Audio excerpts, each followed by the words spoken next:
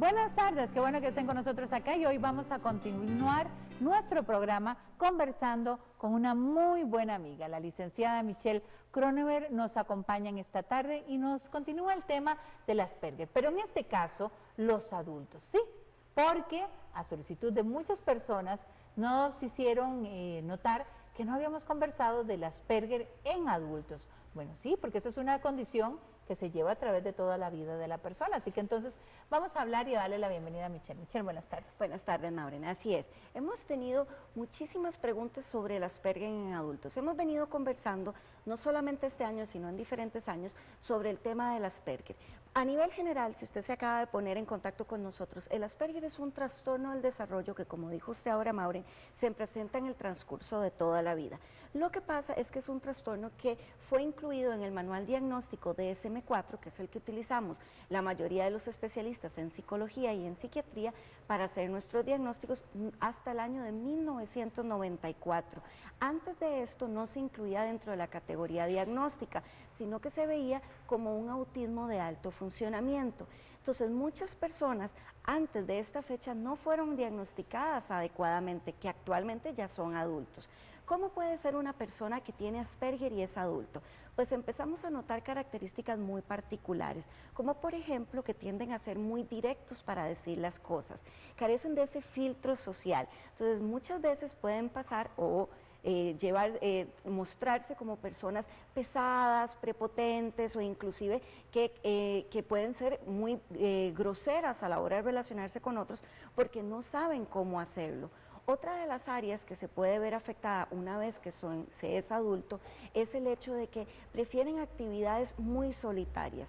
Entonces las personas tienden a evitar fiestas, actividades sociales o otro tipo de reuniones porque justamente les produce muchísima ansiedad el tener que estar en actividades sociales. Las características del Asperger se presentan desde que la persona es muy pequeña. Lo que pasa es que la mayoría de nosotros nos tenemos que enfrentar a un proceso de socialización. Bueno, la mayoría de nosotros nos enfrentamos a un proceso de socialización, es inevitable. Lo que pasa es que muchas personas siempre mantienen ciertas características que los hacen sentirse diferentes. En la mayoría de los casos, cuando eran pequeños, cuando no fueron diagnosticados correctamente, fueron diagnosticados con déficit de atención o algún otro trastorno. En la adultez se puede confundir con el trastorno obsesivo compulsivo o el trastorno de depresión o un trastorno ansioso. ¿Por qué? Porque la persona con Asperger tiende a preferir lo que son las rutinas, la estructura. Entonces, cuando hay un cambio, parece que ya no lo pueden manejar.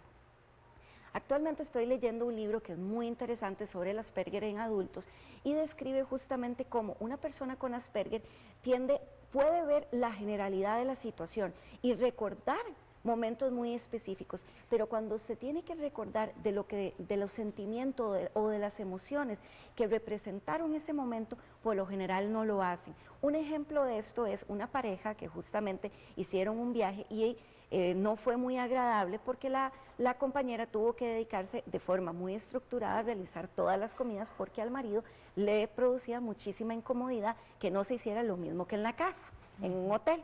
Entonces ella recuerda con muchísima tristeza justamente todo lo que sucedió. En cambio su pareja, que había sido diagnosticado con Asperger, recuerda exactamente qué comieron y a qué hora comieron. Tienden a ser muy específicos y muy minuciosos en detalles, pero cuando tiene que ver o tiene que hacerse la generalidad de la situación y recordar lo que son las emociones, muchas veces se le dificultan. Pueden ser personas que otros las describen como que carecen de la capacidad de ponerse en el lugar de los otros o de identificar las emociones de los otros. Entonces, cuando hay relaciones de pareja, que es uno de los temas que vamos a conversar más adelante también, las personas con Asperger en relaciones de pareja, la persona que no tiene Asperger tiende a quejarse de que el otro no la entiende, más de la cuenta. Porque por lo general en las relaciones de pareja nos quejamos de eso. Lo que pasa es que una de las maneras en las que podemos tal vez tener una llamada de alerta o digamos hay algo que no está dándose o no está funcionando adecuadamente, es justamente cuando esas emociones o esos comportamientos tienden a ser extremadamente fuertes, ya se van a los extremos. Entonces, no es que no entienda, sino es que de verdad no puede ponerse en los zapatos del otro y no tiene la capacidad para hacerlo. En el proceso universitario ya la persona con Asperger tiende a adecuarse muchísimo mejor o adaptarse muchísimo mejor porque ya no implica tanta socialización, cosa que en la adolescencia sí hay muchísima dificultad, porque siempre se mantiene la dificultad para entender el doble sentido, las bromas o los chistes. Entonces muchas veces pueden pasar por personas muy serias o todo lo contrario, como les dije ahora, tienden a caer en el extremo, tratan de caer demasiado bien, que más bien se pasan. Siempre es una llamada de alerta cuando hay un comportamiento que me provoca problemas. Por eso es que yo siempre considero, y es importante, y les recomiendo buscar la ayuda de un especialista. Cuando ustedes empiecen a notar que hay comportamientos que les llaman la atención, que les están obstaculizando el desempeño, sobre todo en la interacción social, y esto ha sido algo que se los han venido ya manifestando diferentes personas en diferentes etapas de la vida, es importante buscar el apoyo de un especialista, ya sea en psicología o en neurología, que pueda dar realmente un diagnóstico responsable sobre sus comportamientos, porque una vez que se encuentra el diagnóstico adecuado, el entrenamiento es muy positivo y el pronóstico es también muy alentador, porque las personas aprenden justamente a cómo desenvolverse de una manera adecuada en sociedad. Exactamente. Ese es un tema que realmente nos apasiona y que hay mucho, mucho, mucho de qué hablar. Pero vamos a tener muchas otras oportunidades, ¿verdad, Michelle?, para conversar. Y esa parte que mencionó de la relación de pareja es interesante, es sumamente interesante, y sé que van a estar muchos atentos a ese tema. Así que muchísimas gracias, Michelle. Un gusto, Maure. Y yo quiero recordarles el número de teléfono de la Clínica Kroneberg.